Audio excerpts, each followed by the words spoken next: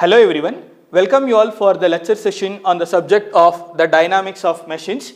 So far under the subject of dynamics of machines, we have learnt with respect to the module 1. We concluded with respect to the module 1 where we learnt the concepts of governors and gyroscopes. So under governors, we learnt with respect to the Porter and the Hartnell governor. Under gyroscope, we considered the effect on an aeroplane, a naval ship, a plane disc along with the stability of a two-wheeler. So basically from the module 1, we can expect two full questions out of which we are supposed to answer one full question which carries a marks of 20. Now coming for the next module, that is module number 2 under the subject of dynamics of machines, which is all about balancing of rotating and reciprocating masses. So the module 2 is the balancing of rotating and reciprocating masses. So under the balancing or under the module 2 of balancing and rotating and reciprocating masses, in today's session we will be beginning with the topics of introduction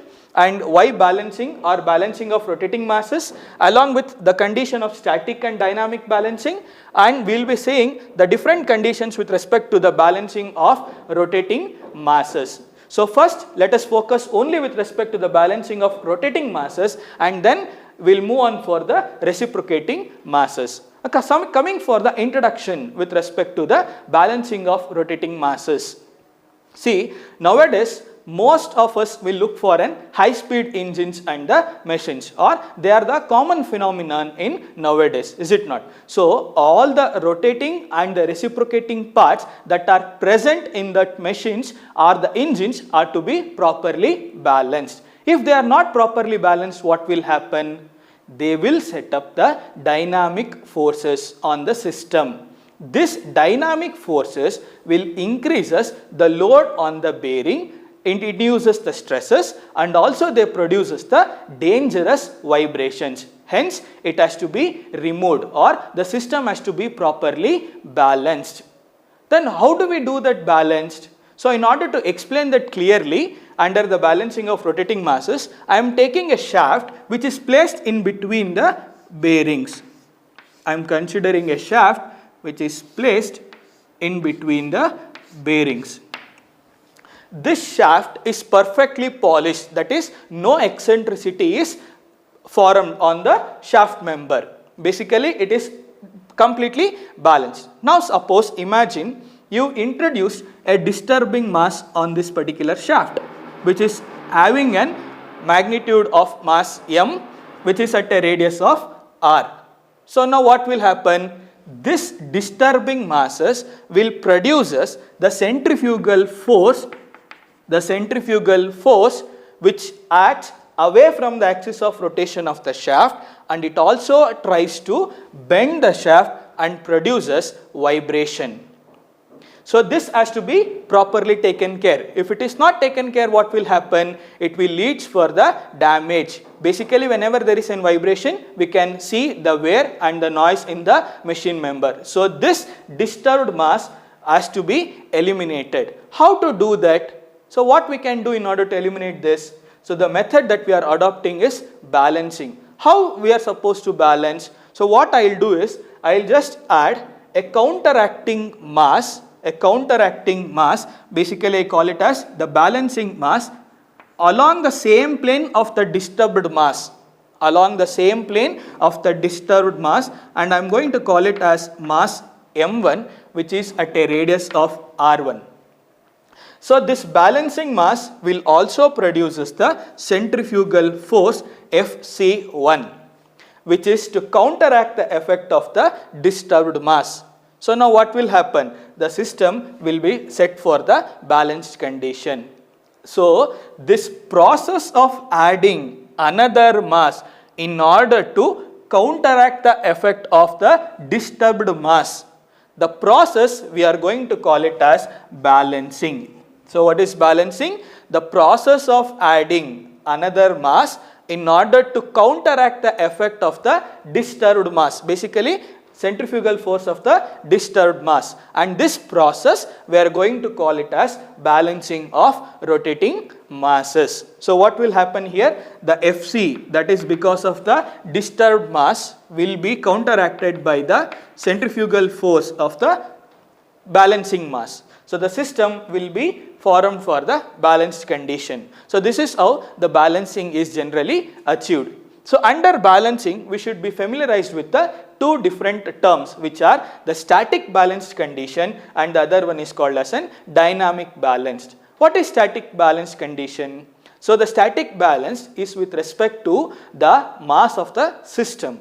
So when can we say that it is statically balanced? So we can state that a system is statically balanced when the combined mass center of the system lies on the axis of rotation.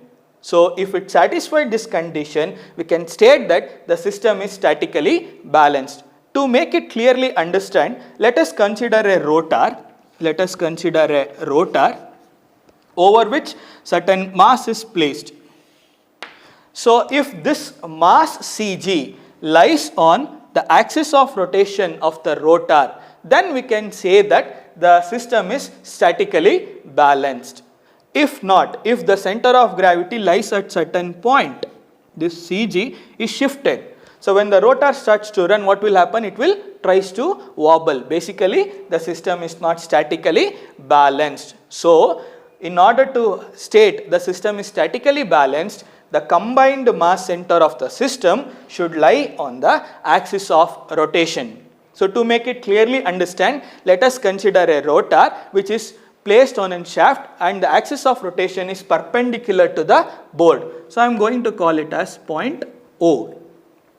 Let us consider three different masses of having a magnitude of m1, having a magnitude of m1 which is revolving at a radius of r1, and the m2 which is revolving at a radius of r2. Similarly, we have another mass which is m3 which is revolving at a radius of r3, and all these are making an angular position with respect to theta 1, theta 2 and then theta 3. So all these masses are at certain angle with respect to the horizontal position of theta 1, theta 2, theta 3, but all the three masses are in the same plane. So we have taken a rotor whose axis is perpendicular to the board, so I have written it as O, and we have attached the three different masses m1, m2, m3 having a radius of rotation of r1, r2, r3. So what will happen? These masses will produce us the centrifugal force, which is Fc1, Fc2 and Fc3. They always tries to act outward from the axis of rotation. So Fc1 is corresponding to m1, Fc2 is corresponding to m2, Fc3 is corresponding to m3. So now let us take that the resultant of all these forces, the resultant of all the centrifugal forces to be F, and it is acting in this direction. So the resultant of all these forces to be considered as F. So that is F is equals to, the resultant is equal to all the centrifugal forces. So Fc1 plus Fc2 plus Fc3. So if this combined mass center lies on the axis of rotation, or in other words, if the summation of all the centrifugal forces is equal to 0, then we can state that system is statically balanced. System is statically balanced. If this F is not equal to 0, if this F is not equal to 0, then the system is in unbalanced condition. We are supposed to balance the system by adding a balancing mass. So basically, the summation of all the forces or the summation of all the centrifugal forces is equal to 0, then we can state that the system is statically balanced. If F is not equal to 0, then the system is in unbalanced condition. So this is all about static balancing. Now coming for the dynamic balancing. So this is with respect to the rest condition. When the system is in motion, the dynamic balancing comes into the picture. So how do we define this dynamic balancing, or what is this dynamic balancing? So the dynamic balancing is stated as a system is said to be dynamically balanced. A system is said to be dynamically balanced when sum of all the centrifugal forces and sum of all the couples must be equal to 0. So to define it again, the dynamic balance condition exists when a system is having sum of all the centrifugal forces and sum of all the couples should be equal to 0. That is, two conditions are sum of the centrifugal forces should be equal to 0.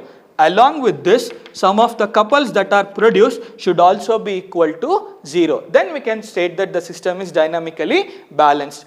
To understand this more clearly, let us take an example where I am considering an axis of rotation of mass. I am introducing two masses m1 and m2, which are placed at a distance of L. Even though the two masses are placed diametrically opposite, this is at R1 and this is at R2. So even though they are placed diametrically opposite, the system is balanced, but there is a couple that is produced because of these two masses, and the magnitude of that couple will be equals to, if I consider at this particular point, because of the undisturbed mass, that is equal to, the couple is forced into perpendicular distance. The force is what? M2 into R2 into its perpendicular distance is L. So it is M2 R2 L. That should be equal to M1 R1 into L. M1 R1 into L. So this is the magnitude of the couple that is produced because of these two masses.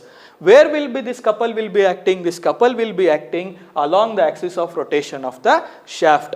So even though it is statically balanced, the system is unbalanced because of this couple forces. What is the magnitude of that couple? The magnitude of that couple is M2 R2 L or M1 R1 L. So in order to state the system is dynamically balanced, it should satisfy both the conditions. Which are the conditions? The sum of all the centrifugal forces that are acting here should be equal to 0. Along with that, the sum of the couple that is produced because of this should also be equal to 0.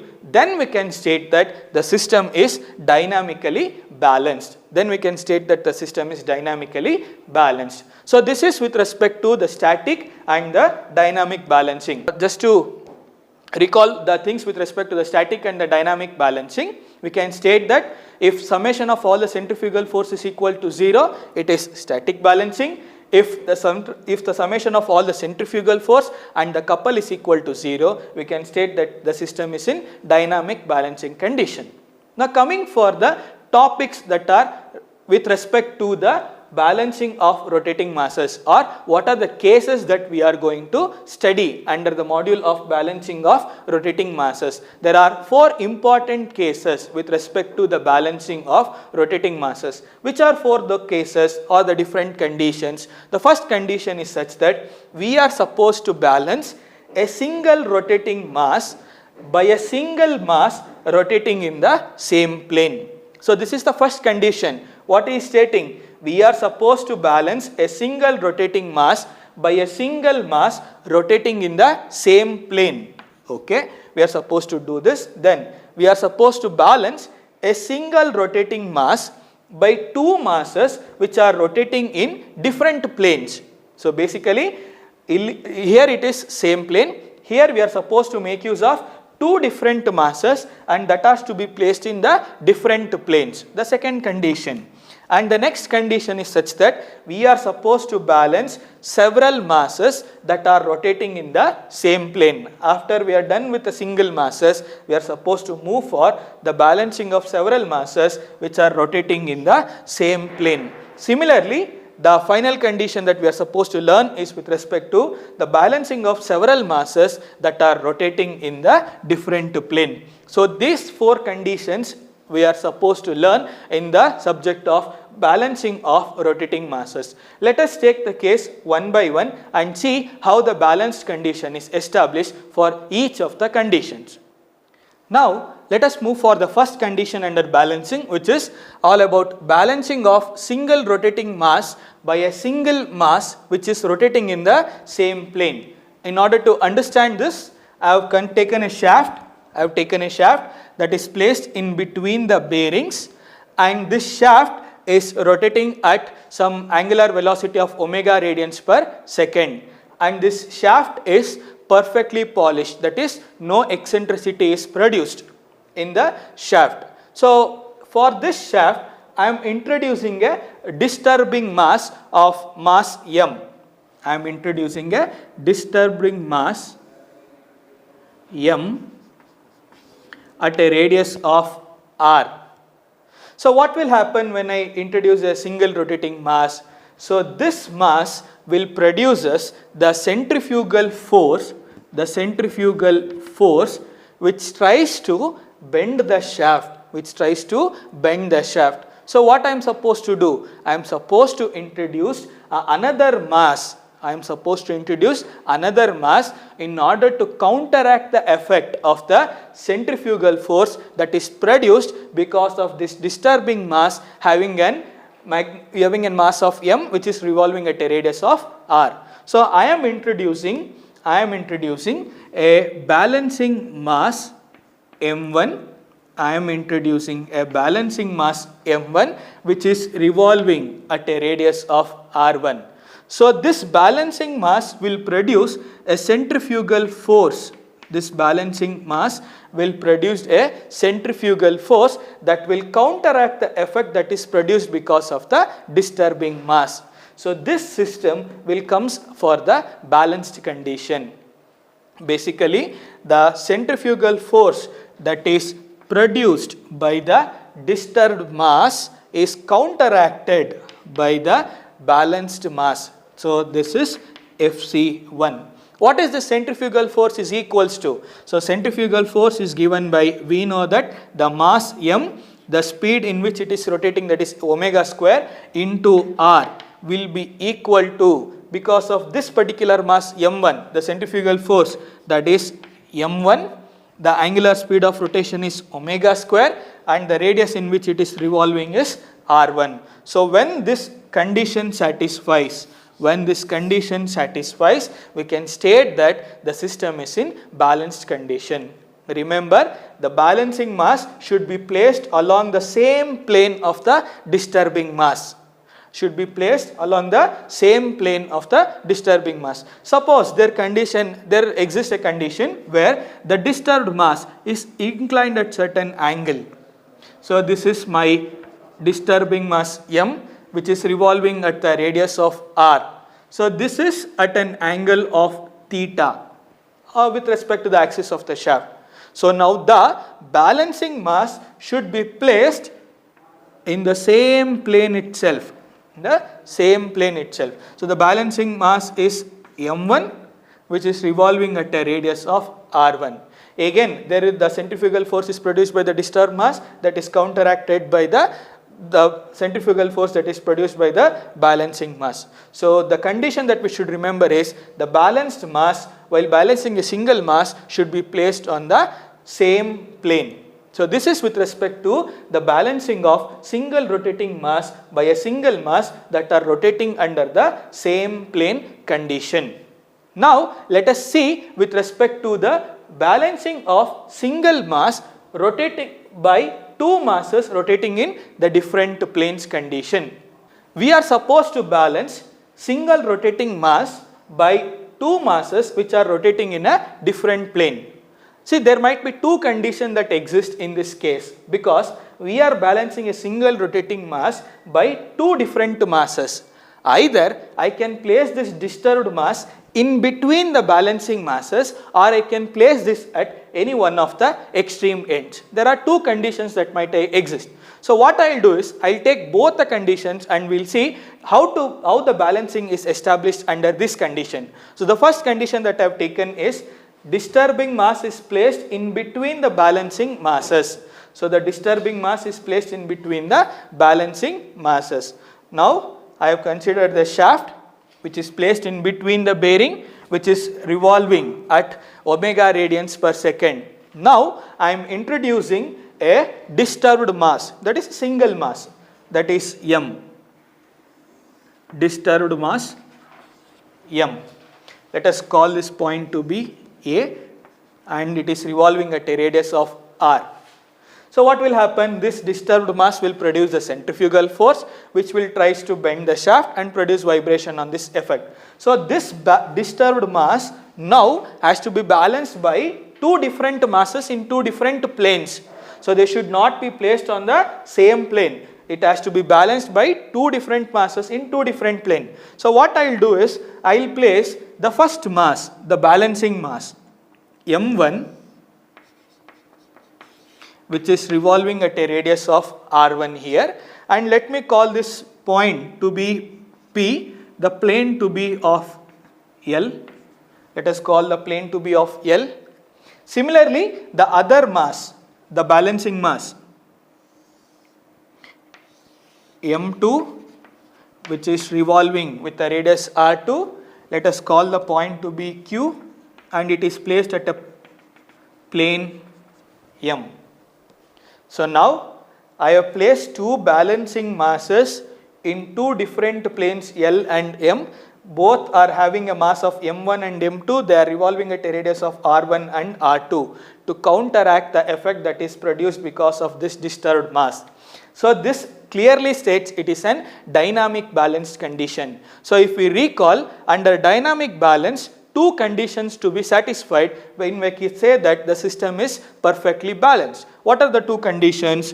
The first condition is such that sum of all the centrifugal forces that are produced should be equal to 0. How many centrifugal forces are there? We have Fc because of this mass M, Fc1 because of mass M1, Fc2 because of mass M2. So all the forces should be equal to 0. Then we can say that the system is statically balanced. And the other condition that has to be satisfied is such that the sum of the couple produced because of this masses should be equal to 0. That is, summation of C should be equal to 0.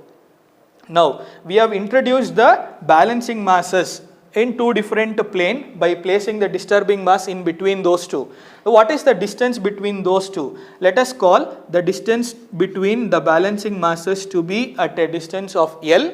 Similarly, M2 with respect to the disturbed mass is at a distance of L2. The M1 with respect to the disturbed mass is at a distance of L1.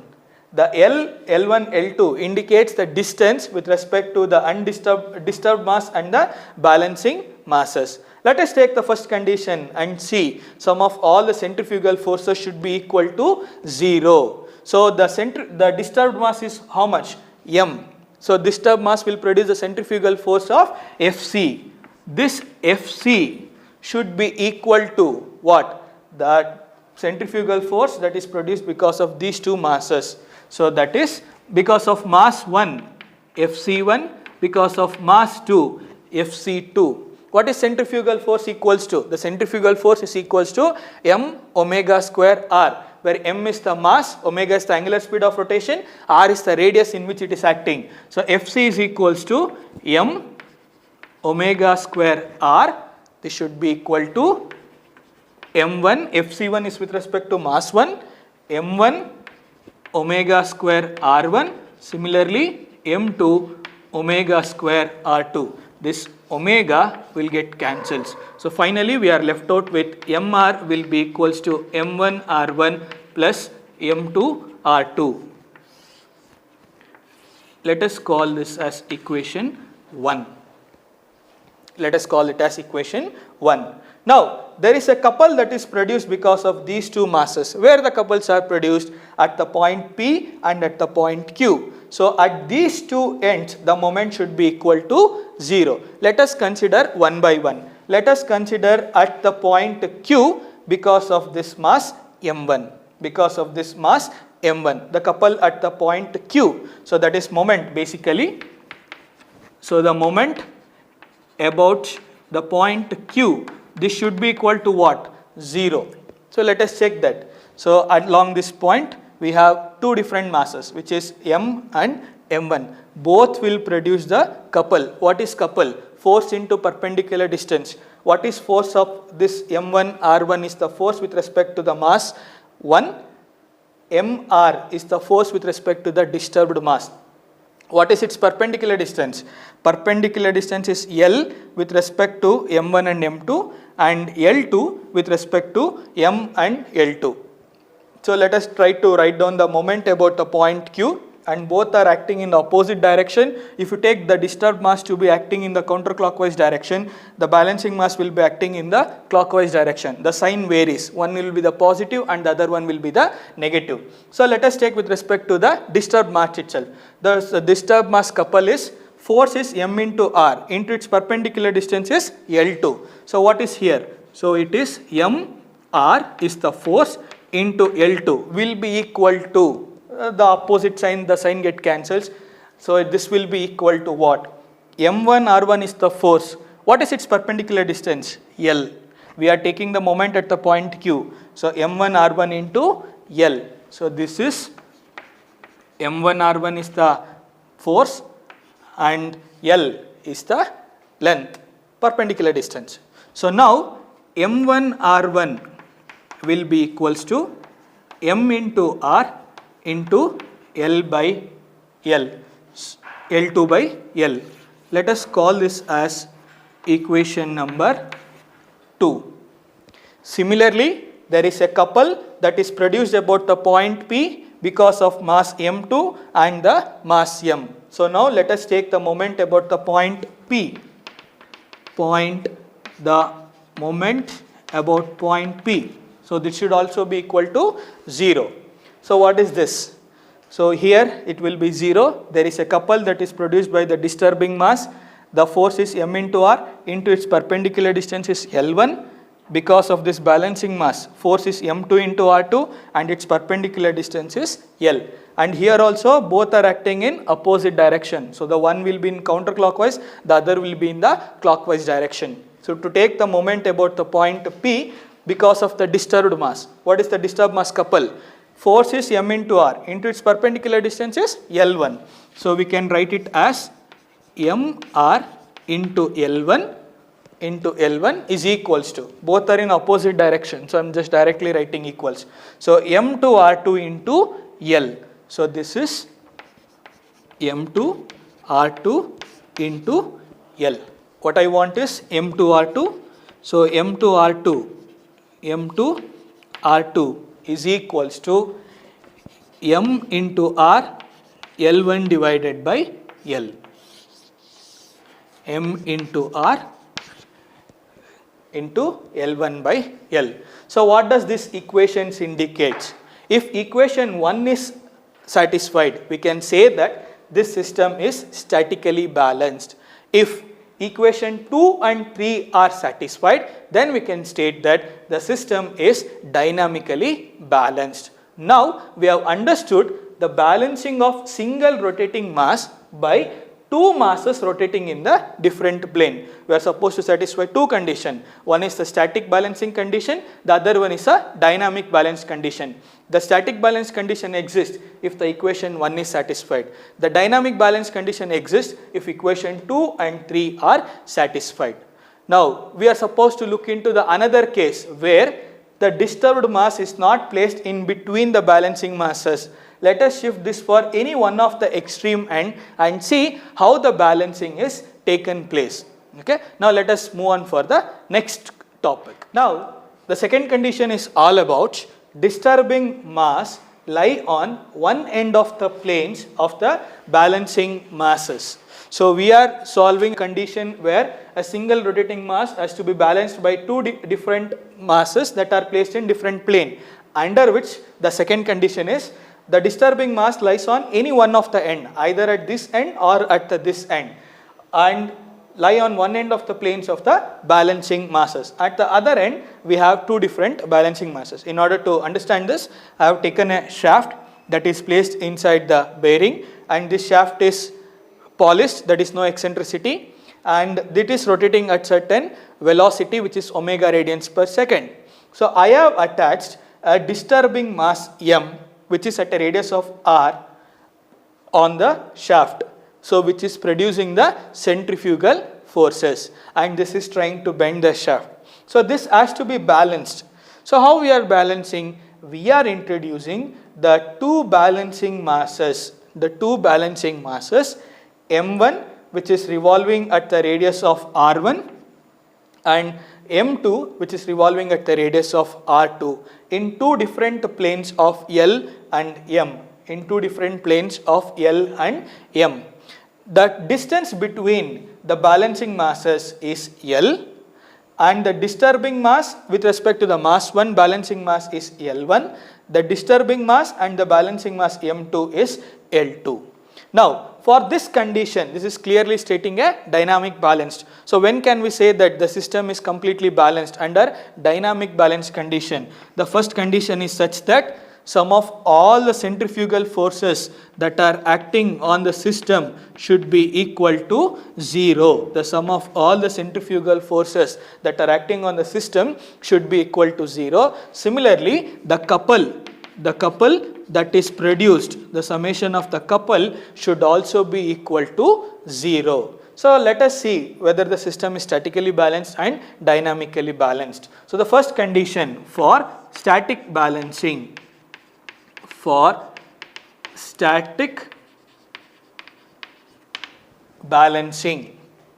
we have a disturbed mass m which is producing the centrifugal force Fc. The disturbing mass centrifugal force is denoted by Fc, and this mass is to be counteracted by two balancing masses whose centrifugal forces are Fc1 and Fc2. So for the static balance, this Fc should be equal to Fc1 plus Fc2. So this Fc equals to Fc1 plus Fc2. What is Fc? Fc is the centrifugal force which is equals to m omega square r. M is the mass of the disturbing mass, omega is the speed in which it is rotating, and r is the radius in which it is revolving. So Fc1 is because of the balancing mass m1, it is revolving at a omega angular velocity of omega at radius of r1. Similarly, the mass 2, balancing mass 2, m2 square omega square r2, the omega term will get cancelled. So the left out thing is mr will be equals to m1 r1 plus m2 r2. So call this as equation 1.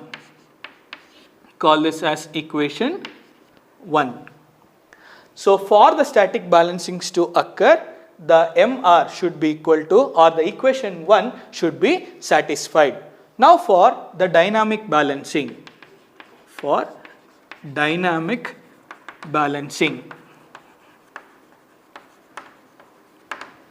there is a couple that is produced because of this balancing masses at one of the extreme ends, either at the point P or at the point Q. Let us take the moment about the point P and see the condition. So taking the moment about the point P, the sum of the moment about the point P should be equal to 0.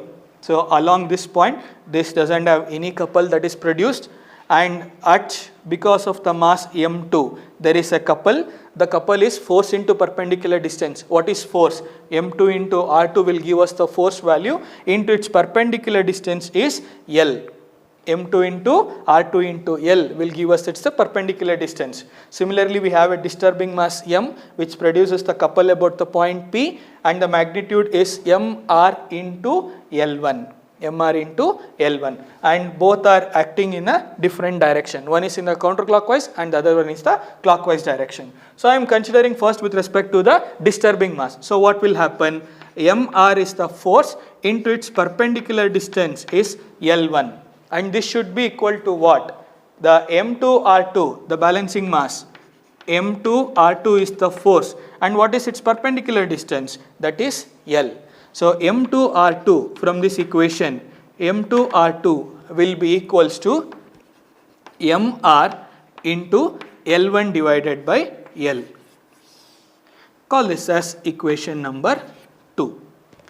Now there is a moment about the point Q. Because of this, all the disturbed masses are the balancing masses. So taking the moment about the point Q, and this also should be equal to 0. So along this, the mass 2 will not have any effect. The mass 1 will produce the couple about the point Q, and the force is m1 into r1, and its perpendicular distance is L. Again the disturbing mass is having a magnitude of m into r, into its perpendicular distance is L2.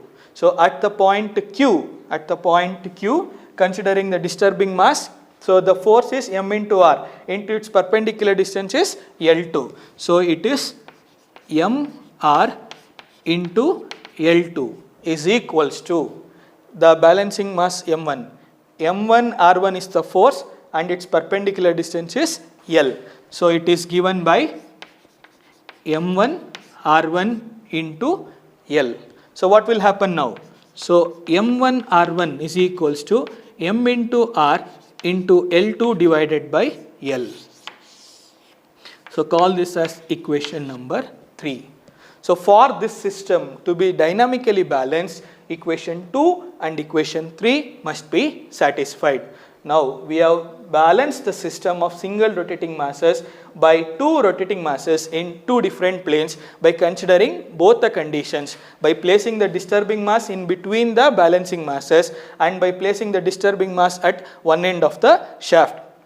So under this condition, in order to say that system is perfectly balanced, it has to satisfy for the static balance the equation 1, for the dynamic balance it has to satisfy the equation number 2 and 3. So now we can clearly state that the system is completely balanced.